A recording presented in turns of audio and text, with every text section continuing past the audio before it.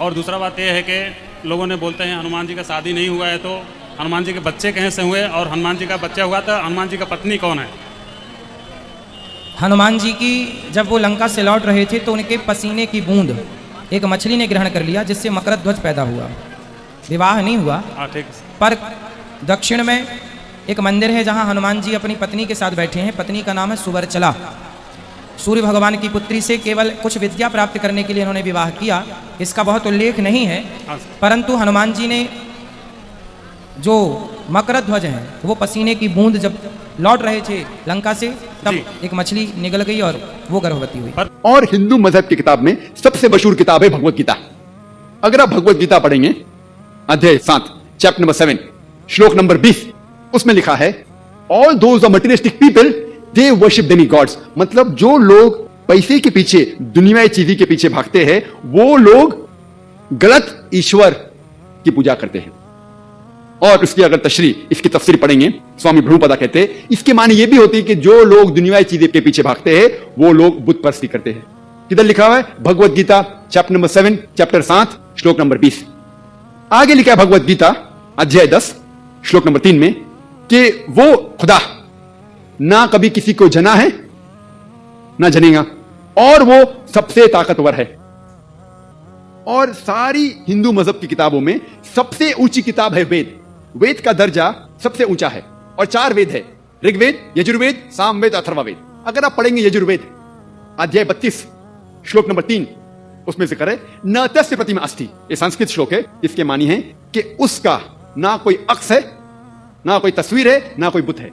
आगे आप पढ़ेंगे यजुर्वेद अध्याय 40 श्लोक नंबर 9, उसमें लिखा है अंधात्म प्रविशन्ति या असंभूति उपास्ते। अंधात्म मीन्स अंधकार, प्रविशन्ति मतलब अंदर जाना। वो लोग अंधकार में जा रहे हैं जो लोग असंभूति की पूजा करते हैं। असंभूति माने कुदरती चीज, मिसाल के तौर पे पानी, आग, हवा। जो लोग कुदरती चीज की असंभूति की पूजा करते हैं वो अंधकार में जा रहे हैं। और श्लोक आगे कहता है कि वो लोग और गहरे अंधकार में जा रहे हैं जो लोग संभूति की पूजा करते हैं, जो बनाई हुई चीज की पूजा करते हैं, मिसाल के तौर पे टेबल, चेयर, गाड़ी, बुत एटसेट्रा। कौन कहता है? यजुर्वेद अध्याय 40 श्लोक नंबर 9। और सारे वेद में सबसे ऊंचा वेद है ऋग्वेद।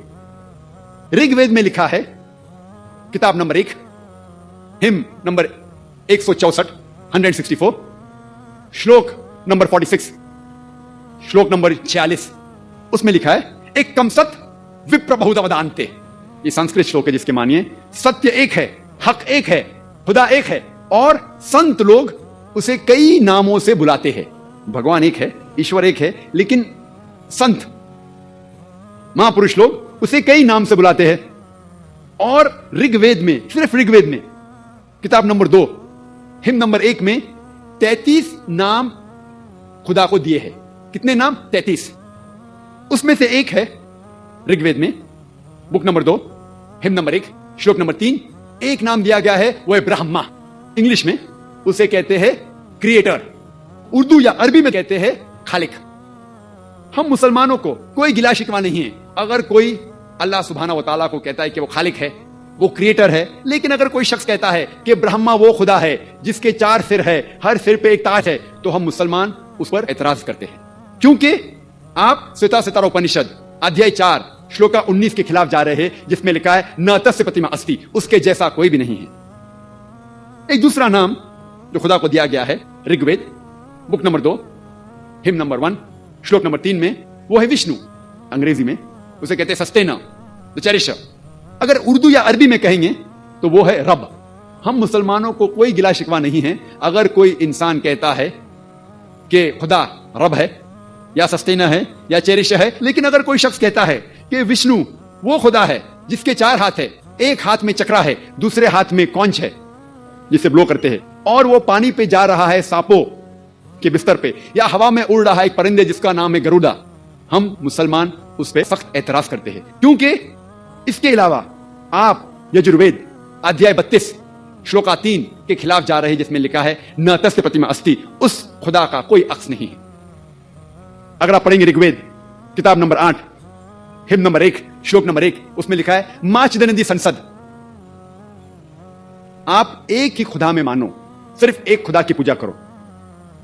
ऋग्वेद किताब नंबर 6 हिम नंबर 45 श्लोक नंबर 16 में लिखा है, या एक इतमुश्ती ही इसके मानी है कि आप उस एक खुदा की प्रशंसा करो, सिर्फ एक ही खुदा है, उसकी इबादत करो।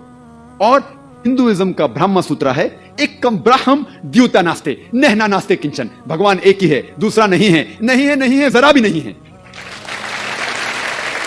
अगर आप हिंदू मजहबी किताब का मुताला करेंगे तो आपको हिंदू मजहब के ईश्वर के बारे में सही तस्वुर होगा और आप हिंदू मजहब के बारे में सही तालीम हासिल करेंगे। और मैंने तकरीर की है similarities between Hinduism and Islam, जो यकसानियत है हिंदुइज्म और इस्लाम में, उसके पर तकरीर की मैंने। तो आप जानेंगे कि हिंदुइज्म में भी एक ही खुदा है, उसका ना कोई अक्स है, ना कोई तस्वीर है, ना कोई बुत है, और हमें सिर्फ उस खुदा की इबादत करना चाहिए। हम अभी समझेंगे कि खुदा का तस्वुर यहूद मजहब में क्या है, जूइश रिलीजन में, what is the concept of God. अगर आप ओल्ड टेस्टामेंट पढ़ेंगे, book of Deuteronomy chapter number 6 verse number 4, उसमें लिखा हुआ है, मूसा अलैहि सलाम फरमाते, शमा इज़राइलो अदनल हैनो अदनल खद। ये एक हिब्रू वर्स है जिसमें मूसा अलैहि सलाम कहते कि या बनी Israel, O children of Israel, हमारा खुदा, हमारा रब एक खुदा है। अगर आप पढ़ेंगे बुक ऑफ डिट्रोनॉमी में, यह तस्वुर है कि खुदा एक है और रब एक है। और अगर आप पढ़ेंगे book of Isaiah chapter number 43 verse number 11, उसमें लिखा हुआ है कि even I am God and besides me there is no saviour. सिर्फ मैं ही खुदा हूं और मेरे अलावा आपको बचाने वाला कोई भी नहीं। नाज़रीन, उम्मीद है आपको वीडियो पसंद आई होगी। अगर वीडियो पसंद आई है तो नाज़रीन अपनी राय का इजहार कमेंट बॉक्स में ज़रूर कीजिएगा। इस वीडियो को लाइक और शेयर ज़रूर कर दीजिएगा और बेल आइकन को प्रेस कर लीजिएगा ताकि हर नए आने वाली वीडियो आपको बर वक्त मिल सके।